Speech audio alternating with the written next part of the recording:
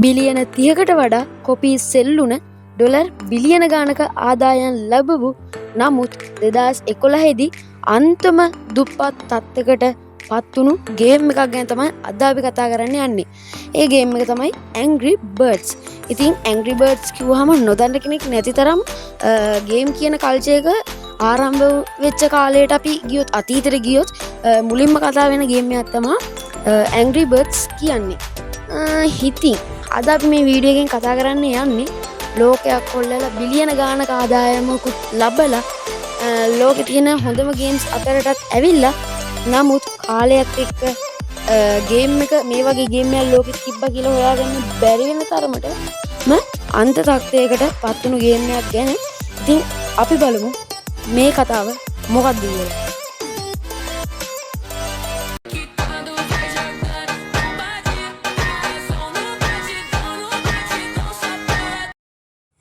Angry Birds කියන game එක හදන්නේ 2003 දී රොවියෝ කියන සමාගමකින්. ඉතින් මේ සමාගම පටන් ගන්නේ එකට ජීවත් වුණු එක ඉස්කෝලවල ඉගෙනගත්ත යාළුවෝ තුන් දෙනෙක් ඒ 2003 දී. ඉතින් 2003 දී මෙයාලා රොවියෝ කියලා සමාගමක් පිහිටුවනවා. ඉතින් ඒ සමාගමෙන් තමයි Angry Birds කියන මේ ගේම් එක හදන්නේ. ඉතින් ඊට කලින් රීලියුට් වගේ ලෝකයක් දන්න සුමියා වගේ සමාගම් ගොඩක් තිබ්බා. ඉතින් 2003 2005 අතර තමා ගේමින් කියන කල්චර් එක වෙනස් වෙන කාලයක් තිබ්බේ. ඉතින් ඒ සමාගම් වලින් ගොඩක් ගේම්ස් හදනවා ඒ කාලේ. ඉතින් මෙන්න මේ වගේ ලෝකයක් දන්න ගේම්ස් හදා ඉද්දි තමයි Angry Birds කියන ගේම් එක ලෝකෙට රිලීස් වෙන්නේ. ඉතින් Angry Birds ගොඩක් කැටගරිස් වලින් රිලීස් වෙනවා 2003 ඉඳන් 2011 වෙනකම්. මෙයාලා Angry Birds විතරක් නෙමෙයි ගොඩක් ගේම්ස් මෙයාලා රිලීස් කරනවා. ගේම් 50කට වඩා මෙයාලා රිලීස් කරනවා රොවියෝ සමාගම විසින්. ඉතින් ওই ගේම්ස් 50ට වැඩිය රිලීස් කරා. හැබැයි අන්න ඒ ගේම්ස් වලින් පස්සේ තමයි මෙයාලා Angry Birds කියන මේ ගේම් එක රිලීස් කරන්නේ. ඉතින් 2003 වගේ කියන්නේ ලෝකෙ වැඩි තාක්ෂණයක් තිබුණු කාලයක් නෙමෙයි. අද 2003 කියන්නේ ඉතින් ලෝකය ඇත්තටම ආර්ථික තත්ත්වයන් වලිනුත් ගොඩක් වැටිච්ච කාලයක්. ඒ වගේ කාලෙක මේ වගේ ගේම් එකක් හදනවා කියන්නේ ලේසි නෑ.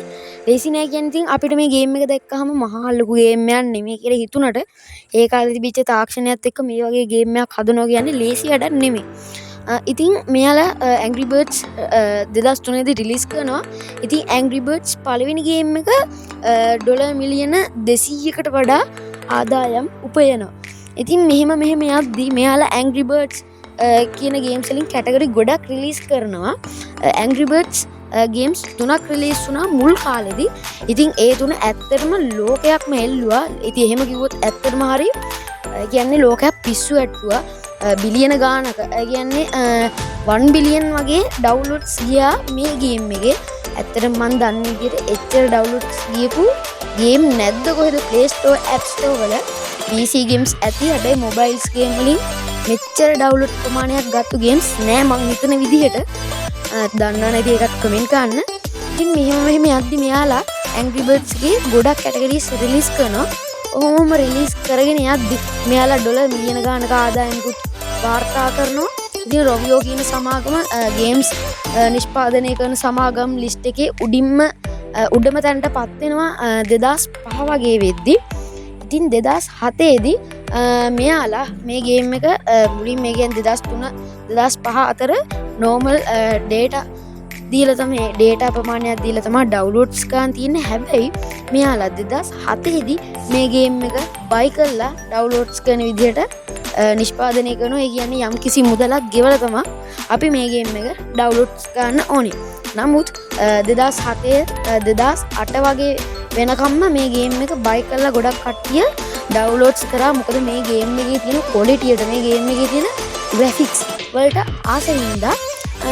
ඉතින් ඔහොම මෙයාලා මේක දැන් categories release කරද්දී ඔන්න වගේ මේ ගේම් එක beach buggy වගේ category එකටත් යනවා. ඒ කියන්නේ racing games Angry Birds Epic වගේ ගොඩක් games මෙයාලා release කරනවා. ඉතින් Clash of Squad වගේ ගේම්ස් වලට සමාන වෙන විදිහට මෙයාලා මේ Angry Birds ගේම් එක රීමේක් කරලා හදනවා. නමුත් මේ ගේම් එක ඩවුන්ලෝඩ්ස් කරන අය මේ ගේම් කියන්නේ Angry Birds එකේ මුලින්ම හදපු ගේම් වලට ගොඩක් කැමති වුණාට Angry Birds 3 වෙනකන් හදපු ගේම්ස් 3න් පස්සේ ගේම් වලට ගොඩක් අය කැමති වුණේ නැහැ.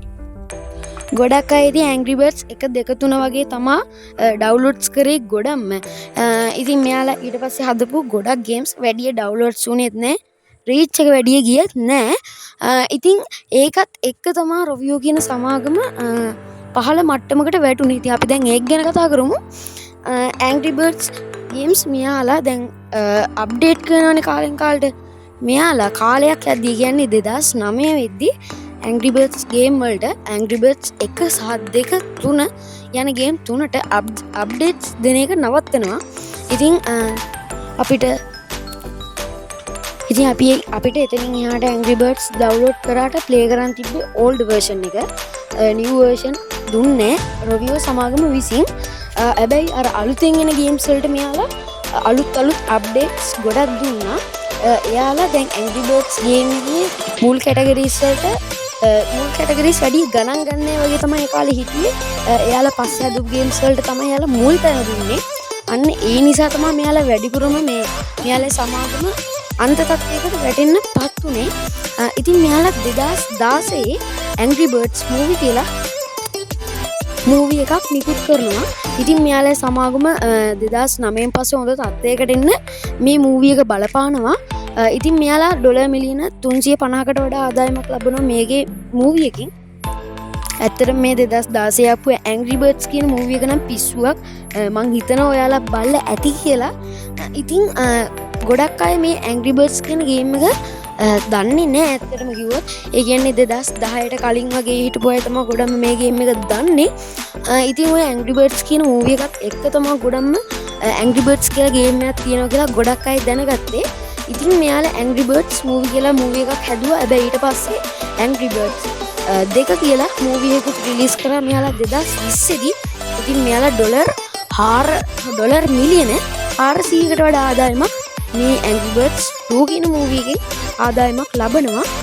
2020 නෙමෙයි 2019. ඉතින් රිවියු සමාගමේ ඒ කාලෙ වෙද්දී හිටියේ කම්පැනි එකේ වැඩ කරේ 200 දෙනෙක් වගේ. ඉතින් මේ මූවී එක හදන්න පටන් ගන්නවත් එක්ක යාලේ සමාගමේ වැඩ කරන පිරිස 1000කට ආසන්න වෙනවා.